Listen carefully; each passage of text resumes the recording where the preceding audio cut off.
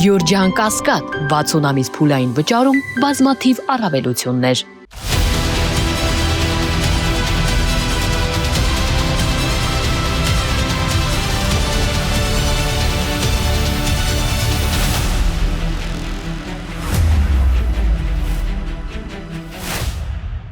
Բարի երեկո, Մեդիա Հաբի եթերում Մետանոյան է եւ այսօր տաղավարում հյուրընկալել եմ բանասիրական գիտությունների թեկնածու, դոցենտ, Բարգավաճ Հայաստան կուսակցության առաջիկա խորհրդարանական ընտրությունների համամասնական ցուցակի առաջին կին թեկնածու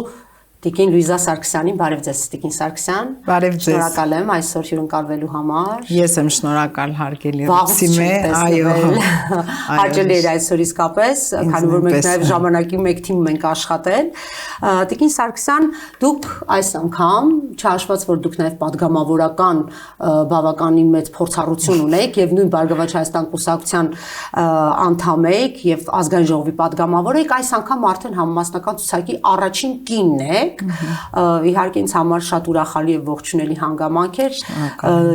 Դուք նոր դեմք չեք քաղաքական դաշտում, բայց ձեզ վաղուց քաղաքականության մեջ չենք տեսել։ Ինչ տրամադրություններով եք այս անգամ պատրաստվում։ Այ վաղվանից մեկնարկում եք Հարուզարշավը։ Կրկին update, հա, դասախոսական կյանք, զուգահեռ նաեւ կրկին խորհրդարանի տեսլական։ Դա լավ ասեցիք, որ դասախոսական կյանքը միշտ իմ կյանքում եղել է, կա Ես վստահաբար դասախոս եմ հիշում։ Տեսնում եք, հիմա դա լավ է թե վատ։ Միանշանակ լավ է։ Լավ է։ Նախ շնորհակալ եմ հրավերի համար, շատ կարևոր է, որ վաղը կմեկնարկի Քարոզարշավը եւ մենք հենց այսօր այս հանդիպումը ունեցանք, ուրախ եմ, որ նաեւ պիտի քննարկենք ծրագրերը, որովհետև շատ ճիշտ նախաձեռնությամբ եք հանդես գալիս, հարգելի Ռիփսիմե, հարցը նրանումն է, որ Քարոզարշավը մեկնարկում է վաղը դեռ, բայց մենք տեսնում ենք, որ բոլոր քաղաքական կուսակցությունները արդեն բավականին ակտիվ են երկար ժամանակ, բայց հարցը ինչ է, որ ծրագրային օրակարգ դեռ մենք չենք տեսնում։ Հիմա թե ինչպես կլինի վաղը եւ հետայսու ցույց կտա ժամանակը, բայց ցավոք սրտի դեռ ծրագրային օրակարգ չկա փաստարկված դիսկուրս, չկա նույնիսկ փաստարկված հակադիսկուրս այդ նույն ծրագրային օրակարգի շուրջ։ Ինչը վերաբերվում է մեզ, ինձ, նորից քաղաքականությանը, ինձ թվում է քաղաքականությունից մարդ չի հեռանում։ Դա հիվանդության պես մի բան է, չէ՞ Տիկին Սարգսյան, անընդհատ։ Գիտեք ինչ, Ռիփսիմե, ես միշտ այսպես եմ կարծում, եթե մարդ որևէ բնագավառում ինչ-որ մի հաջողությունների հասնում է կամ ինչ-որ մի փոքր իրեն գիտակ է համարում այդ բնագավառի, նա արդեն անպայման ավելի բարձր կետերում, ավելի բարձր ամբիոններից պետք է կարողանա դրա մասին խոսել եւ հարցեր լուծել այդ հարցի շուրջ տվյալ իր մասնագիտական ոլորտի։ Գիտեք, որ ԲՀԿ-ն հանդես է գալու Առաջարկ Հայաստանին ծրագրով։ Առաջարկ Հայաստանի ծրագրի, եթե ես սենց կարճ ասեմ, հիմնական դրույթները են 3 կետ, եթե ես ուզենամ առանձնացնեմ, դա առաջին հերթին երաշխավորված խաղաղություն, ներքին համերաշխություն եւ զարգացող տնտեսություն։ Բայց քանի որ խոսում ենք ծրագրերից, ես ձեր թույլտվությամբ ուզում եմ մի հատ այսպիսի մենք ժամանակագրական էքսկուրս անենք եւ ես ցույց տամ, թե ինչպես առաջացավ Առաջարկ Հայաստանին ծրագիրը։ Պետք է ասեմ, որ ուղիղ 1 տարի առաջ 25 թվականի մայիս ամսին դեռ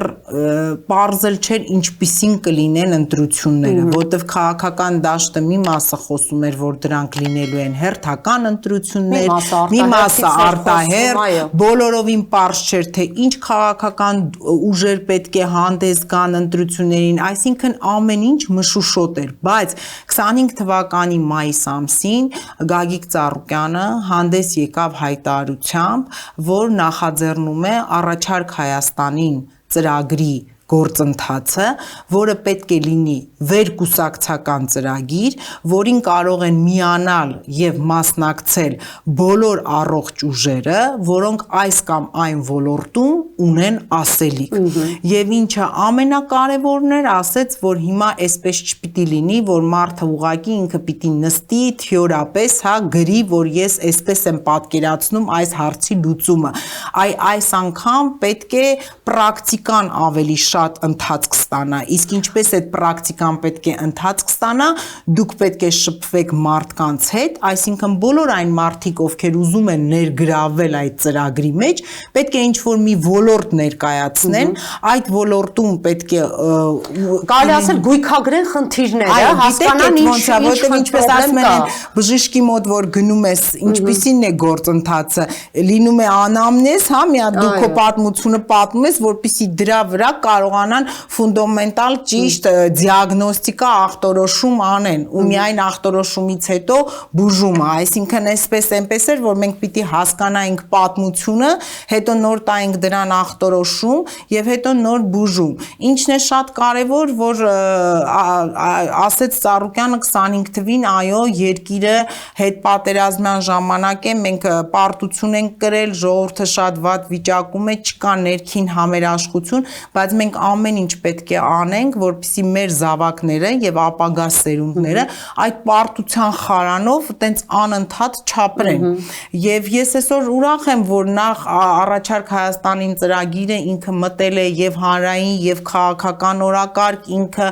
որպես ծրագիր բրենդային է դարձել, ականջալուր եմ լինում, որ շատ նաեւ քաղաքական ուժեր այդ ծրագրից շատ դրույթների մասին նաեւ սկսել են խոսել, բայց ուզում եմ ասեմ, որ կոնկրետ առաջարկ Հայաստանին ծրագիրը իր գործընթացը մեկնարկեց դեռ 1 տարի առաջ եւ խնդրեմ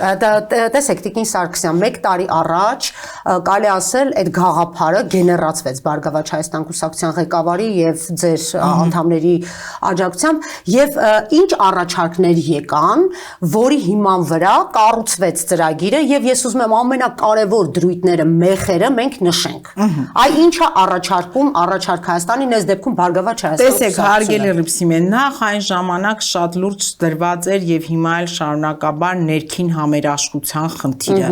որ մեր հասարակությունը պառակտված է, չունի ներքին համերաշխություն եւ մինչեւ մենք չհասնենք այդ ներքին համերաշխությանը, մենք ոչ մի հարցում չենք կարող հաջողել, կարծում եմ համաձայն եք ինձ հետ, որտեղ մեխանիզմները։ Տեսեք, եւ ինչն է, տեսեք, մեխանիզմները նախ ես հիմա խոսեմ առաջնակետից եւ վերջնակետից եւ համոզվենք, որ մեխանիզմները աշխատել են։ 1 տարի առաջ Ծառուկյանը հայտարարում է, որ ինքը պատրաստ է դառնալ միավորման այն կետը, այն անձը եւ այն հարթակի ստեղծողը, որպիսի միավորի հասարակությունը, հայ ժողովրդին, Սփյուռքի, Արցախահայությանը, արդեն Հայաստանում գտնվող այսօր սոցիոլոգիական հարցումները ցույց են տալիս, որ Ծառուկյանը որպես կոնսոլիդացնող անձ, քաղաքական գործիչ եւ լիդեր բոլոր սոցիոլոգիական հարցումներով ինքը առաջին հորիզոնականում է։ Արդեն ստացվում է, որ այդ գործընթացը ոչ միայն տեղի է ունեցել, ինքը հիմա արդեն իր կուլմինացիային հասնում է։ Ինչպիսին էին մեխերը, մարդիկ տարբեր ոլորտների ներկայացուցիչներ, տարբեր ոլորտներում հանդիպում էին մարդկանց հետ, մեր շարքային ՀՀ քաղաքացիների հետ, լսում նրանց, ինչպես ասում են, խնդիրները, դարդ ու ցավը, եւ բացի դրանից հարցը դրված էր այնպես, որ պարտադիր չի, որ դու լինես կուսակցական, դու պետք է լինես մասնագետ, տվյալ ոլորտի գիտակը եւ նաեւ դու անընդհատ ժողովրդին պետք է հասցնես մի բան, որ մի անձի կամ մի կուսակցության անելիք չի այս ամենը, ինչ որ արդեն ստեղծված է երկրում։ Քննարկեք ժողովուրդ, տեսեք, հասկացեք, ով կարող է այդ հարցերին լուծումներ տալ, ով է գիտակ, ով է իզորու, ով կարող է դա անել եւ վերջում արդեն հասկացեք ինչ է ստացվում։ Հիմա նորից արդեն մեկնարկող քարոզարշավից առաջ էր եւ ես վստահ եմ հետո եւ ԲՀԿ նախագահը եւ մեր բոլոր գործընկերները դրա մասին խոսում են, որ պիտի Հայաստանի Հանրապետության քաղաքացին ընտրության գնալուց առաջ իրեն մի հարց տա. ինչ ունենք այսօր, ինչ ենք ուզում վաղը եւ ով կարող է մեզ այս վիճակից հանել։ Հիմա ծրագիրը բնական է, որ արդեն կա, կազմված է եւ վաղվանից այդ ծրագիրը դուք ներկայացնելու եք մեր ժողովրդին։ Մենք իհարկե հարցազրույցի սկզբում էլ անդրադարձ ունեցանք, որ վաղուց է սկսվել քարոզարշավը, Տիկին Սարգսյան, չգիտեմ, այս տարի ինչի է այսպես եղել, դուք երբևէ հիշում եք, որ քարոզարշավից առաջ այսպիսի մեծ արշավով բոլոր կուսակցություններն ու քաղաքական ուժերը այսպես ներքաշվեին քարոզչության մեջ, բայց ամեն դեպքում քարոզարշավը, բայց ցավոք սրտի ես խոսքի սկզբում էլ ասեցի եւ ողջունում եմ, որ դուք ծրագրից եք խոսում։ Քարոզարշավը սկսել է, բայց ինչի մասին է այն։ Ինչ լսի նորից հայ ժողովուրդը, նորից պառակտում, նորից վեճեր, նորից հիմա էլի անպատիվ խոսք քաղաքական դաշտում, արդյոք այսօր հայ մարդը այս ամենից հետո, հա, պատերազմ տեսած հայ մարդը, Արցախ կորցրած հայ մարդը, 120,000 հայրենակից էստեղ առանց տուն ու տեղ տեսնող հայ մարդը նորից սպասում է նրան, թե մեկը մյուսին ինչ պետք է ասեն։ Բայց այդպես է ընթանում, Տիկին Սարգսյան, ուզենք դեպի կարող այդպես անել, որ այդպես չընթանա, համենայն դեպս ես պետք է խոսեմ մեր կուսակցության եւ մեր ծրագրի մասով, ինչքան հնարավոր է եւ անհնար է, մենք համենայն դեպս եւ նախընտրական այս մինչ քարոզարշավը եւ բնականաբար քարոզարշավից հետո մենք պետք է անընդհատ խոսենք մեր ծրագրի մասին։ Դուք տեսնում եք, որ ԲՀԿ նախագահը այս ընթացքում եղավ հանրապետության տարբեր գյուղերում, խոշոր, մանր քաղաքներում եւ այսօր ես նորից սոցիոլոգիական հարցումի հետ ծանոթացա, թե որ քաղաքական գործչին եւ որ լիդերին են ավելի շատ սպասում մարզերում, գյուղերում եւ Ծառուկյանի ազգանունը նորից առաջին հորիզոնականում էր։ Այսինքն իսկ Ծառուկյանը գնում է այնտեղ ոչ թե քարկոծում է սրան կամ նրան, այլ ասում է, որ ժողովուրդ, սա է մեր առաջարկածը, ինչքան որ լսել ենք, հիմա նորից եկել եմ ձեզ լսեմ, ասեք ինչի մասին են ձեր խնդիրները եւ այո, եթե մեր ծրագրային դրույթները դե մի բարձ է սենց 10 հաղորդում էլ չի երիքի, եթե կետարկեր ներկայացնեմ, բայց այն ինչ որ եթե դուք էլ ուշադիր լինեք, ներառված է այն ամենը, ինչ որ այսօր իսկապես հուզել է հայ գյուղացուն, հուզել է Երևանաբնակ մեր քաղաքացուն, հուզել է թոշակառուին, ուսանողին, դպրոցականին եւ նրա ծնողին եւ այսպես։ Օրինակ, Տիկին Սարգսյան, օրինակ ծրագրում ինչ կետեր ունեք, որոնք են թիրախային կետերն են, որի վրա հիմնականում կառուցելու եք ձեր քարոզարշավը եւ որոնք իսկապես թիրախային խմբերի խնդիրները լուծելու տեսլական են տալիս։ Տեսեք, հարգելի Ռիփսիմեն, նախ գիտեք, որ Բարգավաճ Հայաստան կուսակցությունը հետեւյալ կարգախոսով է հիմա հանդես գալիս՝ երաշխավորված խաղաղություն, Բարգավաճ Հայաստան։ Եվ պետք է ասեմ, որ այդտեղ էլ մենք մեր սկզբունքներին եւ գաղափարներին դավաճան ենք մնացել եւ այնպես չէ որ դա այսօր է առաջացել 21 թվականին էլ երբ որ մենք ծրագրով հանդես եկանք քարոզարշավին նաեւ այն ժամանակ եթե կհիշեք մեր կարգախոսներ նորից անվտանգ հայրենիք հզոր պետություն այսինքն դեռ տարիներ առաջ մենք էլի խոսում էինք նրա մասին որ միչեւ մենք չունենանք անվտանգ երկիր, մենք միչև չունենանք երաշխավորված խաղաղություն եւ չունենանք անվտանգ սահմաններ, մնացած ամեն ինչը դառնում է առ ոչինչ։ Երաշխավորված խաղաղությունը դա պարտավորվածությունների մասին է, ոչ թե պայմանավորվածությունների, ոչ թե հռչակագրերի մակարդակով ինչ-որ խոսքերի, ոչ թե մի անձի շուրջ պայմանավորվածությունների, որ այսօր ես կամ ինձ սիրում են, այո, պարտավորվածությունների, խոշոր երկրների երաշխիքներով, եթե ես սա փորձեմ կարճ մեր հեռուստադիտողին փոխանցել։ Երաշխավորված խաղաղությունը նա է, որ ես դուք հարգելի Ռեփսիմե եւ մեր բոլոր ՀՀ քաղաքացիները իրենց կյանքը Հայաստանում 1 օրով կամ 10 օրով չկարգավորեն։ Մենք նորից վերադառնանք հայ մարդու այն կյանքին, որը միշտ մտածում էր, երազում էր ապրել, արարել իր բնորանում։ Հիմա չգիտեմ, ձեր շրջապատում քանի մարդ ունեք, որ օրինակ վստահաբար ասում է, ես սենց կմնամ, այստեղ կապրեմ, ամեն ինչ շատ լավ է, եթե առաջ մի, չգիտեմ, գոնե մի 2 ամսվա,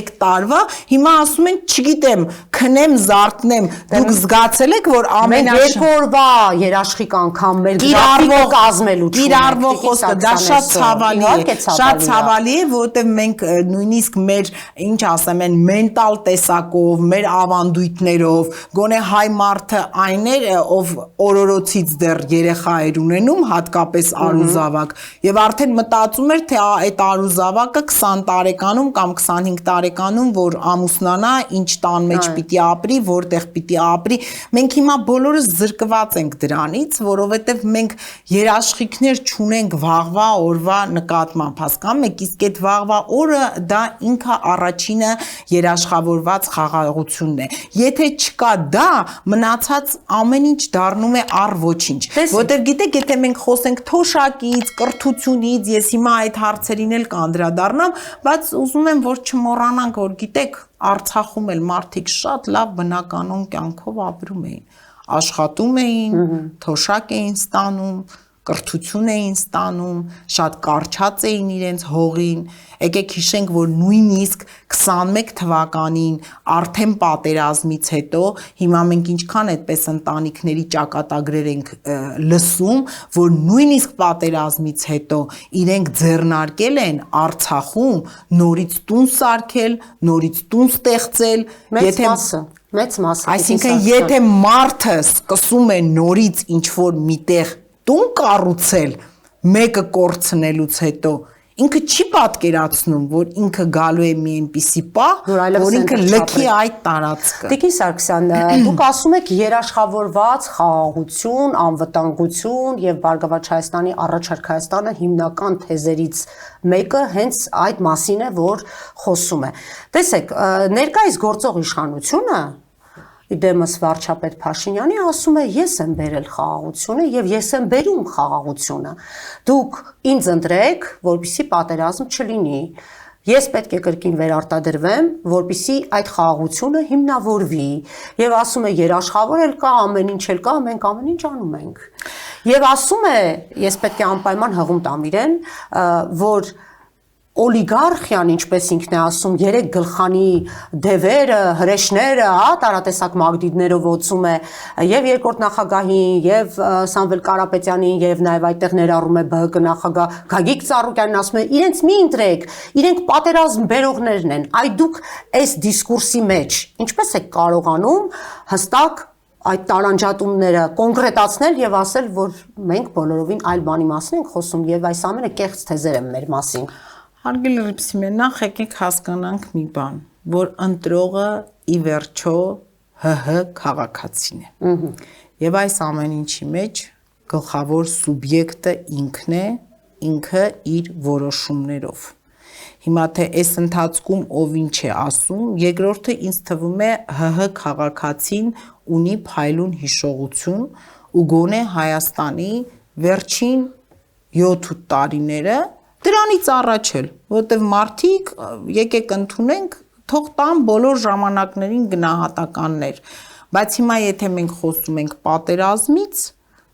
ընդամենը 5-6 տարի է անցել, 20 թվականից, հետո մի 3 տարի է անցել ջերմուկի դեպքերից, եւ մենք գիտենք, որ այսօր այնտեղ դեռ կանգնած է թշնամին, Բաքվի բանտերում մենք դեռ մարդիկ ունենք, Ռուբեն Վարդանյանը այսօր նորից հայտարարությամբ հանդես է եկել, ինձ թվում է արդեն մեր բոլորի խոսքը այստեղ ավելորդ է դառնում, երբ որ խոսում է այն մարդը, ով հիմա այս պահին անցնում է այդ տանջանքների եւ կտանքների միջով։ Մարդիկ դա տեսնում են, արձանագրում են, հասկանում են։ Եվ այս ցանկը շարունակական է։ Հիմա սրանից 5 տարի առաջ էլ իշխող կուսակցության կարգախոսներ ապագա կա։ Դա դեռ 21-ին։ 21-ին եմ ասում, դրանից առաջ ես նոր անդրադարձա եւ մեր կարգախոսին, հիմա ասում եմ, ապագա կա։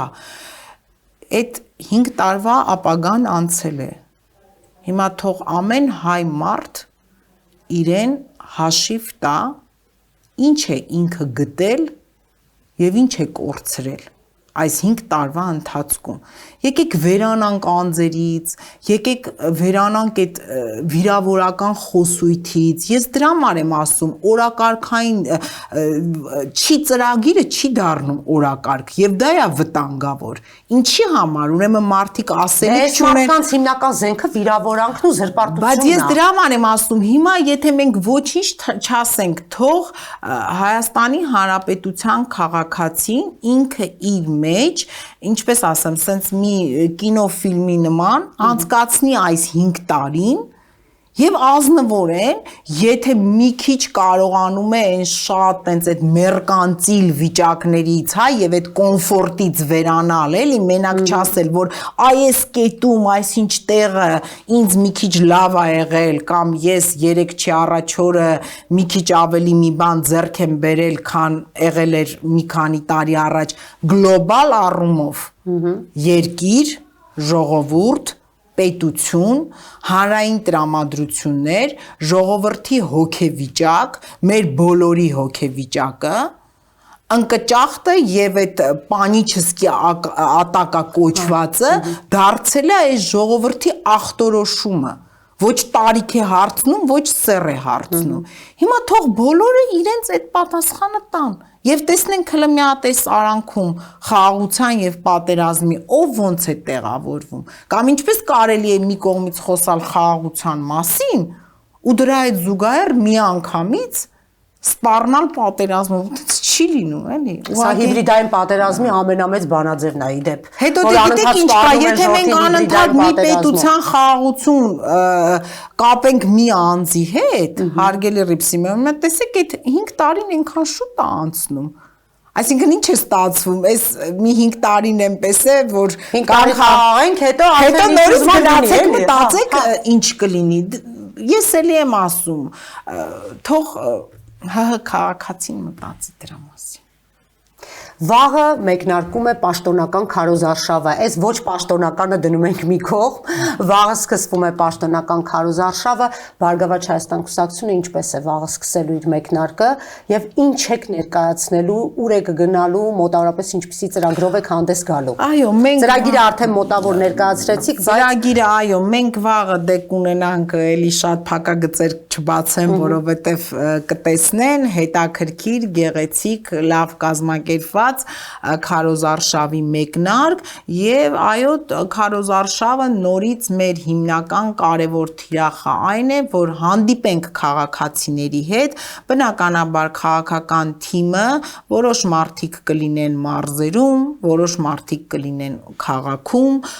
տարբեր խմբերի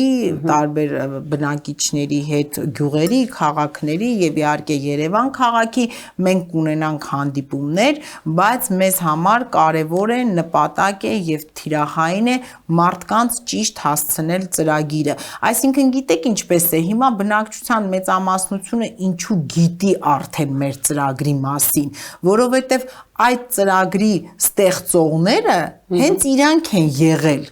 Մենք մասնակցել են, որտեղ մենք ուսանողին ենք հարցրել այսօրվա քո օրինակ գլխավոր խնդիրը ո՞րն է եւ ուսանողն է ասել որ այլևս մենք չենք կարողանում այդ բարձր վարձերի տակից եւ մեր ընտանիքները դուրս գանք եւ եթե կրթությունը Հայաստանում լինի անվճար ուսանողի կյանքը այս կետերում դառնալու է այսպիսին ուսանողը ունենալու է մի այլ տեսակի ստարտ ունենալու է մի այլ տեսակի ընթացք եւ ունենալու է այլ տեսակի արդյունք, վերջնարդյունք եւ ավարտ իր ուսումնական process-ում, որովհետեւ վարձավճարների համար ուսանողության մեծամասնությունը աշխատում է, իհարկե աշխատանքը շատ լավ եւ ողջունելի բան է, բայց երբ որ այդ աշխատանքը արդեն մարդուն այնքան է սկսում կլանել եւ ֆիզիկապես եւ մտավոր, որ ստացվում է ինքը ինչ որտեղ վարձ է վճարում, բայց չի էլ կարող կարողանում նաև այնքան վերցնել այդ կրթությունից, ինչքան որ պետք է, դա խնդիր է հաջորդը ուսանողներին, մարզերից եկած ուսանողներին այստեղ Երևանում ապահովել հանրակացարաններով։ Սա այսօր մեր մարզերի բնակչության, այսինքն ուսանողության համար ամենամեծ խնդիրն է, հարգելի Ռիփսիմե, դա միանշանակ, որովհետև գնալով մարդկանց սոցիալական, ֆինանսական վիճակը բարդանում է, շատ ավելի քիչ են դառնում թվով այն ծնողները, ովքեր կարողանում են իրենց երեխաների համար առանձին տներ վարձել Երևանում, շատ մեծ խնդիր է դառնում։ Հիմա հավատացեք, այն ամենահեռավոր մարզերից էլ լինում է, որ ուսանողը ամեն օր առավոտյան 5-ին արթնանում է, գալիս է այստեղ դասերի, հետո վերադառնում է, այսինքն այդ խնդիրը, որտեղ իրենց հաշվարկների մեջ ստացվում է, որ ընտանիքի ընդհանուր, այդ զամբյուղին սպառման, այդ գնալ գալը միգուցե ավելի։ Այսինքն դուք խոստանում եք դա, որ եթե դուք կարողանաք։ Այո, իհարկե, ոչ միայն խոստանում ենք, դա ծրագրային դրույթ է, հաշվարկը ունեք, դա իրականանալի 2028 թվականից բոլոր պետական եւ համայնքային նշանակության կենտրոնները դա եւ մանկապարտեզներ, եւ դպրոցներ, քոլեջներ եւ նաեւ բուհեր 2028 թվականից ըստ առաջարկ Հայաստանին ծրագրով դարձնել անվճար։ Դա բավականին մեծ Եվ հետո նաև երիտասարդի առաջին աշխատատեղ ապահովելու մասին այդ ծրագրային դրույթն էլ ես շատ եմ կարևորում, որովհետև դա էլ նա է, այսպես որ ավելի պարզ բացատրեմ մեր քաղաքացիներին, որ պետություն եւ մասնավոր սեգմենտ միասին պետք է աշխատեն, որպեսզի այն պահին, երբ երիտասարդը ավարտեց եւ ինքը արդեն դիպլոմավորված մասնագետ է, չկանգնի այն հարցի առաջ, թե ուր գնամ աշխատեմ եւ ոնց անեմ, որտեղ գիտեք, մեր երկրում էլ տարեց տարի ավելի շատ ավելանում են այն մարդիկ, ովքեր ունեն դիպլոմներ, բայց նվազում է այն մարդկանց թիվը, ովքեր ունեն աշխատանք եւ այդ հարաբերակցության մեջ այն որ մասնագիտությամբ էլ աշխատանք չունեն, դա էլ մի այլ խնդիր է, որտեղ ես էլ եմ ասում, աշխատանքը ամեն դեպքում ողջունելի է, բայց եթե մարդը գնում է 6 տարով, բակալավրը եւ մագիստրատուրան միասին ստանում է բարձրագույն կրթություն եւ հետո ինքը այդպես էլ չի կարողանում չի ռեալիզացվում մի ամիս էլ նույնիսկ հետո ստացվում է հետո բոլորովին այլ մասնագիտությամբ գնում աշխատում է որ հանապազորյա հաց աշխատելու համար բացարձակ պետք չէ գնալ շատ կարևորում այդ երիտասարդների առաջնային աշխատատեղ ապահովման եւ դա հնարավոր է իսկապես եթե ճիշտ աշխատի պետությունը եւ մասնավոր հատվածը, որpիսի մենք կարողանանք տեսեք, այսքան մասնագետ ունենք, ավարտում են, բայց մյուս կողմից էլ որտեղ հարցնում ես, ասում են մասնագետի խնդիր կա։ Այդ դիսբալանսը առաջացել է, չենք հասկանում որտեղից է։ Այստեղ նաև խնդիրը կրթության որակի մեջ է, Խրտիկին Սարգսյան։ Շատ հաճախ մրցունակ չի լինում կրթությունը մեր եւ պահանջները բարձր են լինում աշխատաշուկայում, բայց իրականում այ բուհից եկող ուսանողը չի բավարարում այդ պահանջները։ Անվճարությունը այդ հարցն էլ է լուծում։ Անվճարությունը, երբ որ դու ուսանողին ասում ես դու չես վճարում, բայց դու պետք է սովորես միայն այն դեպքում, երբ որ լավ սովորես, ուսանողի միջից արդեն կներեք այդ վիճակը դուրս է գալիս, որ ով վճարում է, նա էլ երաժշտությունն է պատվիրում։ Բալերով ամենաբարձր նախկինում ռեյտինգ ունեցող ֆակուլտետներում։ Դե ինչու նախկինում դա չկար, որովհետև կար անվճար ուսում, ավելի մեծ էին թվականակով անվճար տեղերը եւ իսկապես այդ առողջ մրցակցությունը միջալոց կրթության մեջ մեկ էլ սպորտի առողջ մրցակցությունը այն կարևոր բանն է, որ միշտ պիտի լինի։ Տեսեք, Տիկին Սարգսյան, ձեր ներկայացրածից ինձ մոտ այնպիսի տպավորություն ստեղծվեց, որ Բարգավաճ Հայաստանը իր առաջարկ Հայաստան ծրագրով դիրքավորվել է այսպես համերաշխություն ստեղծելու, այդ մերանը դառնալու քաղաքական միավոր, այս պարագայում ճիշտ եմ հասկանում, այսինքն համերաշխությունը անհամեստություն չլինի, բայց դա իսկապես տենց է եւ ես պիտի անպայման շեշտեմ, որ մտածում եք, որ կհաջողի դա, այդ համերաշխությունը ստեղծել։ Ես համոզված եմ, որովհետեւ ես վստահ եմ, որ մեր ժողովրդին այսօր ամենաշատը դա է անհրաժեշտ։ Ես այստեղ ոչ միայն նույնիսկ առաջարկ Հայաստանին ծրագիրներ, եթե թույլ կտակ, ես պետք է ասեմ, դա նաև Քրիստոսի մոնումենտալ արձանի կառուցումն է, որի մեկնարկը նույնիսկ առաջարկ Հայաստանին ծրագրից շատ ավելի շուտ է տրվել, բայց ինչ է նաև ասվել դրա, մենք այն ժամանակ Արցախը դեռ չէինք կորցրել վերջնական, երբ որ մենք Քրիստոսի արձանի կառուցումը, երբ որ նախաձեռնեց Գագիկ Ծառուկյանը, բայց նաև այդ ժամանակ նա խոսեց նրա մասին եւ ասեց, որ սա պետք է լինի հայ ժողովրդի վերածննդի միասնության խորհրդանիշ եւ սա պետք է նորից միավորի աշխարհասփյուռ հայությունը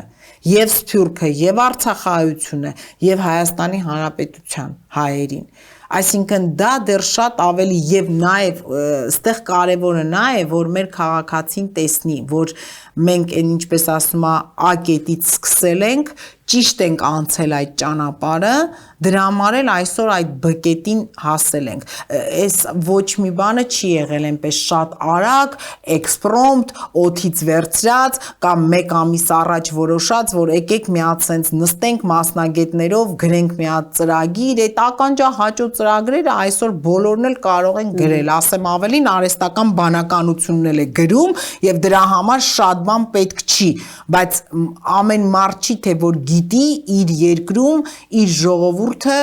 ինչ խնդիրներ ունի եւ այդ համերաշխությունը դուք ճիշտ ասեցիք եւ ես նորից կրկնում եմ որ դա թող անհամեստություն չլինի նաեւ երևի թե տեսնում եք որ նույնիսկ այս խառը քաղաքական ժամանակահատվածում Քարոզ Արշավն էլ մեկնարկում է բայց մեր գործընկերները ամեն օր հերթագրում են մարդկանց այն բազմաթիվ մարդկանց այն քանակը այն հոսքը ովքեր ուզում են բարձրանալ հատիս լեռան գագաթին եւ իրենց մի փոքր մասնակցությունը ունենան, իսկ եթե դուք ուշադիր հետևեք այնտեղ բնականաբար մարդիկ բարձրանում են անկախ իրենց տարիքից, սեռից, բոյից, քաշից, քաղաքական պատկանելիությունից, ֆինանսական վիճակից, այդ ամեն ինչը այդտեղ արդեն դառնում է առ ոչինչ։ Մարդիկ միասնական բացանում են մի կերպ։ Անդրադառնանք սոցիոլոգիային, դուք մի քանի անգամ ձեր զրույցի ընթացքում, ձեր խոսքի ընթացքում շեշտադրեցիք սոցիոլոգիան, սոցհարցումները եւ Գագիկ Ծառուկյանը, որ բարձր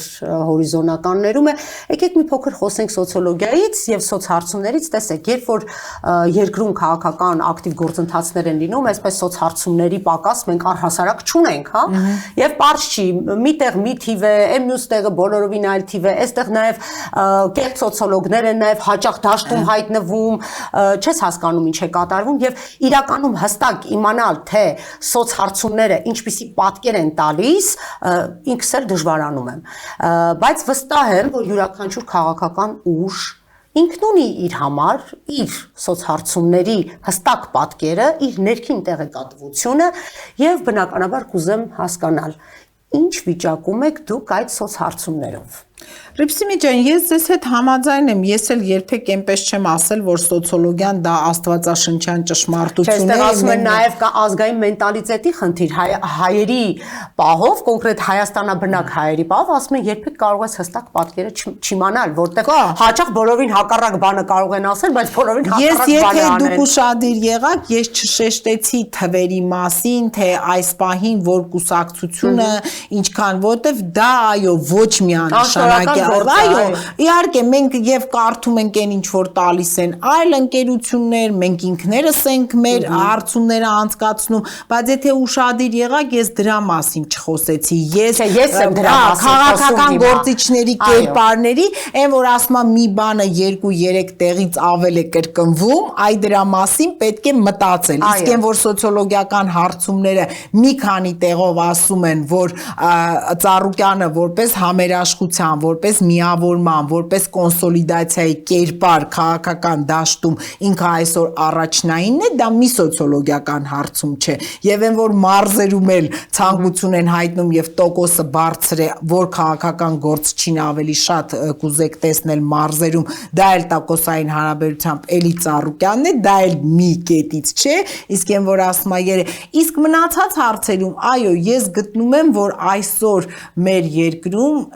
տիրող տրամադրությունների մեջ սոցիալական հարցումները թե կոնկրետ որ կուսակցությունը հստակ ոչ մի բանի մասին խոսել չի կարելի, որտեվ նախ սկսենք նրան որ մարդիկ դեռ շատ չեն խոսում դրա մասին։ Ես չգիտեմ, թե այս քարոզարշավի ընթացքը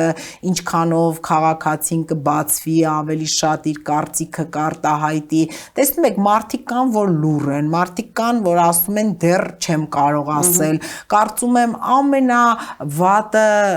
եւ ամենավտանգավորը նա է, որ շատ մեծ հատված կա, ովքեր ասում են ես պարզապես ամեն ինչից հոգնել եմ եւ չեմ ուզում գնամ դա ամենավատ բանն է։ Դե ես այո, եւ օգտվելով առիթից ես ուզում եմ հորդորել եւ ասել, որ հարգելի քաղաքացիներ, առաջին հերթին գնացեք ընտրության։ Գնացեք, մնացածը ամեն ինչը դուք որոշեք, որ ուժին, ինչու եւ ինչպես դուք կընտրեք, բայց որ պետք է գնալ ընտրության, դա այսօր առաջնահերթ է, բայց լսում ենք, որ կա մի մեծ հատված է նաեւ, դա էլ է հիասթափության արդյունք է, դա էլ ինչ որ էլի մի ընկճախտի այս քարոզարշավի ընթացքում Բարգավաճ Հայաստանը փորձելու է եւ ժամանակի մեջ այս հատվածում փորձել է այտենց դռնեդուր հասկանալ եւ բերել իր դաշտ, հա, այդ մարդկանց, ովքեր որ հիասթափված են, կոտրված են, ցանկություն չունեն գնալ ընտրության։ Անպայման։ Ստեղ նույնիսկ հլա առաջնայինը հենց մեր դաշտ բերելը չի, ստեղ առաջնայինը մարդուն այդ հիասթափությունից որ մարդիկ դաշտ գնան ընտրության, դա շատ կարևոր է եւ այո, մենք խոսում ենք դրա մասին, մենք այդ աշխատանքը տանում ենք, մենք ծրագիրը ներկայացնում ենք եւ իրոք մարդուն ուզում ենք ցույց տանք, որ եթե դու ասում ես հիասթափված եմ ու դրանով չես գնում ընտրության, հավատա դրանով քո վաղվա օրը ավելի լավը չի դառնալու եւ ընդհանրապես այդ հիասթափությունը, այդ ունայնությունը նախ քրիստոնյա մարդու համար դա մեղք է, այո, վատ է, շատ վատ բաներ են մեզ եղել, բայց մենք այդ հիասթափությունից, այդ ունայնությունից պետք է դուրս գանք, որովհետեւ մենք գիտենք, որ ինչպես շատ վատ երևույթները այնպես էլ լավը մարդուն շատ ուժեղ վարակելու հատկություն ունեն ու պիտի կարողանաս դուրս գաս դրանից։ Տիկին Սարգսյան, ներկայացրեցիք հիմնական թեզերը առաջարկ Հայաստանի, բայց մի շատ կարևոր հանգամանք կա, այսօր մեր երկիրը այնպիսի իրավիճակում է, որ մարդիկ ուժեղ լիդերների կարիք ունեն։ Եվ ես չեմ կարծում, որ երբևէ մեր երկրում ամեն դեպքում ՀՀ քաղաքացին շատ հաճախ է թերթում ծրագրերը, շատ հաճախ է նայում, թե այնտեղ, օրինակ Բարգավաճ Հայաստանը ինչ է ներկայացնում։ Հիմնականում մարդիկ լիդերով են պայմանավորում, իրենց ձայնը ում տան, ում չտան։ Այսօր քաղաքական դաշտում մենք ունենք տարբեր լիդերներ, եւ այնպես չի, անգամ խարիզմատիկ լիդերներ են, ինձ համար շատերը ընկալելի եւ ընդունելի, բացառապես բոլորի գիտեն իմ դիրքորոշումը, բացառապես երկրի գործող իշխանության լիդերից, չեք կարծում, որ ամեն դեպքում Բարգավաճ Հայաստանի հաջողությունը միևնույն է Գագիկ Ծառուկյանով է պայմանավորված, որքան էլ որ ձեր ծրագիրն էլ այդ ամենին օգնում է։ Դե իհարկե միանշանակ լիդերի գործոնն է։ Այստեղ եթե մենք խարիզմայից խոսում ենք, հիմա ես ասեմ, էլի կասեն անհամեստություն, բայց իսկապես նրա խարիզման որպես լիդերի շատ ուժեղ է եւ երբ որ նա հիմա մարդկանց մեջ է լինում է, դուք տեսնում եք, ինձ օրինակ ամենաշատը դուր են գալիս այն պահերը, ես ինքս ինձ համար վիճակագրություն եմ անցկացրել, որ երբ որ ինքը լինում է մարզերում, դեռահաս տարիքի են տղաները 10-12 տարեկան եւ հատկապես տղաները թե այդ ինչ ձգտում ունեն իրեն մոտենալու, նկարվելու, ինչ որ հարցեր տալու, իդեպ սպորտից են շատ հարցեր տալիս, այսինքն այդ կերպարը ինքը տարիքային տարբեր խմբերի սենց միավորելու, իհարկե դա ոչ ոք չի ժխտում, բայց նաեւ պետք է ասել, որ ի պատիվ պարոն Ծառուկյանի այս առաջարկ Հայաստանի նախաձեռնությունը ինչի համար է, որ ինքը ամեն ինչ անում է, որ անձերից վերանանք ինստիտուցիոնալ ավելի այնպես դաշտ մտնենք եւ այս ծրագիրը հենց նրա համար է եւ հաջողել է իսկապես այդ ծրագիրը, տեսնում եք ինքը անընդհատ դրա մասին կրկնում է, որ շատ կարեւոր է, որ մարդը, ով գիտակ է որևէ ոլորտի, գա իր խոսքը ասի հայրենիքի համար գոնե մի փոքր դրական գործընթաց իրագործելու համար, իսկ այն որ ինքը որպես լիդեր խարիզմատիկ է եւ այս տարիների ընթացքում միշտ էլ ԲՀԿ-ի հաջողության գրավականը իրենով է պայմանավորված եղել, դա ոչ ոք չի ժխտում, բայց այն որ ինքը հիմա կուսակցությունը, թիմը այս ծրագրով ավելի այլ տեսակի փուլ է բցրել քաղաքական կյանքի, դա էլ է միանշանակ, որտեվ անընդհատ այդ ձգտումը ունի, որ անձերից վերանանք եւ ավելի ինստիտուցիոնալ լուծումներ տանք շատ հարցեր։ Շնորհակալ եմ Տիկին Սարգսյան այսօր հյուրընկալվելու համար, ձեզ եւ ձեր ուժին էլ հաջողություն եմ մաղթում։ Ես եմ շնորհակալ։ Վաղվանից մեկնարկում է պաշտոնական քարոզարշավը եւ ես էլ եւս մեկ անգամ ուզում եմ հիշեցնել, որ այսօր տաղավարում հյուրընկալել է Տիկին Լուիզա Սարգսյանին, բանասիրական գիտությունների թեկնածու, դոցենտ եւ Բարգավաճ Հայաստան կուսակցության առաջիկա խորհրդարանական ընտրությունների համամասնական ընտրացուցակի առաջին կին թեկնածուն։ Լավ մնացեք, կհանդիպենք առայժմ։